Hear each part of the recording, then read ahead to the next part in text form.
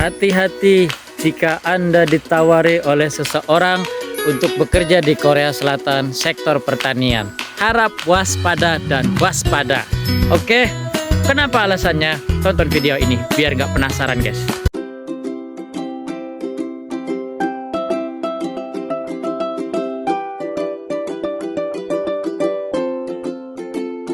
Assalamualaikum warahmatullahi wabarakatuh. Selamat berjumpa kembali bersama Didi Dermayu, Didi Caridi, Didi Karwek, Caridi Vlog. Banyak banget namanya yang sudah Didi. Oke. Dan hati-hati untuk Anda yang mendapatkan penawaran untuk bekerja di Korea Selatan sektor pertanian. Kenapa? Ini dia jawabannya. Korea Selatan adalah negara 4 musim yang ada musim dingin. Teman-teman tahu Korea Selatan itu negara 4 musim ya. Teman-teman tahu negara 4 musim itu ada musim dingin salah satunya. Dan bulan 1 ini, awal 2025 ini termasuk lagi musim dingin ya. Jadi mulai bulan 11, bulan 12, bulan 1, bulan 2, bulan 3 itu baru masuk akhir musim dingin dan memasuki musim semi.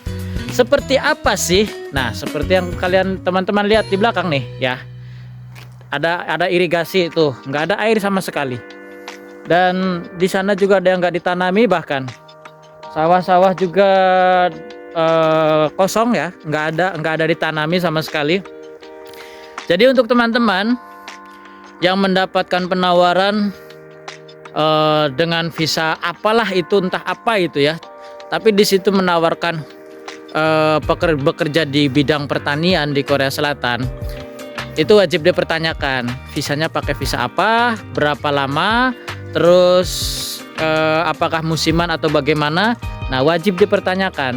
Dan bisa teman-teman lihat ya, di Korea Selatan itu kalau mau di akhir musim tanam, jadi setelah mau ditinggalkan gitu kan, dibajak dulu guys. Itu dibajak dulu, itu udah dibajak ya.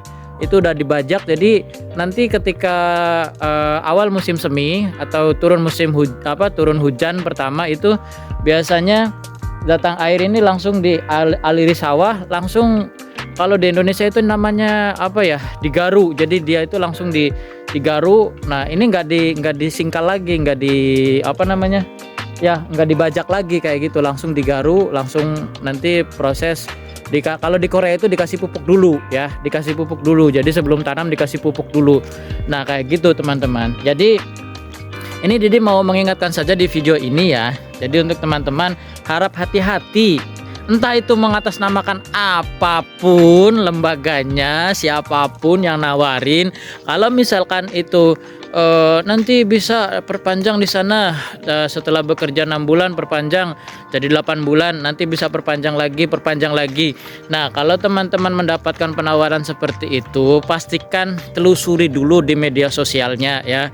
Terutama kalau misalkan berkaitan dengan visa, teman-teman bisa kontak ke Korean Visa apa itu, KVAC kalau nggak salah.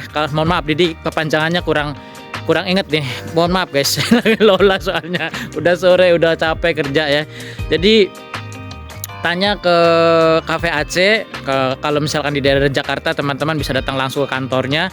Di daerah mana ya, Senayan apa di daerah mana itu, Didi kurang lupa lagi, kurang ingat. Nanti Didi kasih tahu ya di kolom deskripsi nanti alamat KVAC-nya.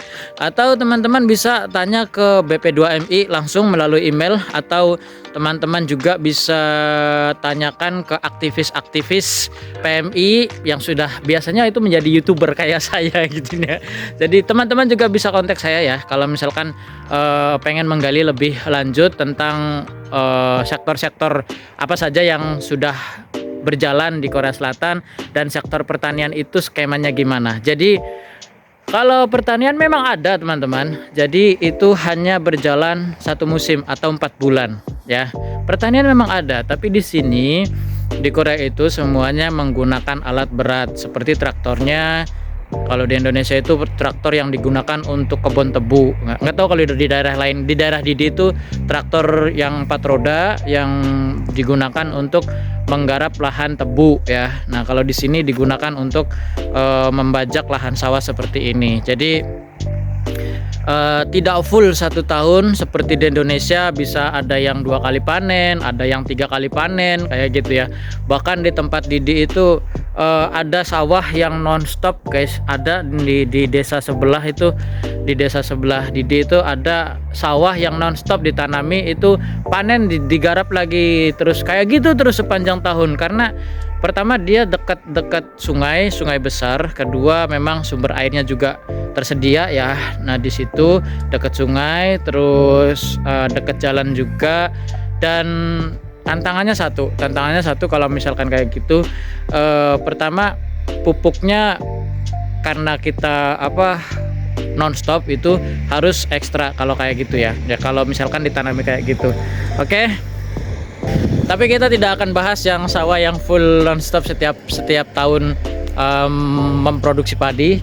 Kita balik lagi ke topik, yaitu hati-hati dengan oknum yang mengatasnamakan baik itu LPK maupun itu PT ataupun apa yang menawari Anda untuk bekerja di Korea Selatan sektor pertanian. Gitu aja intinya.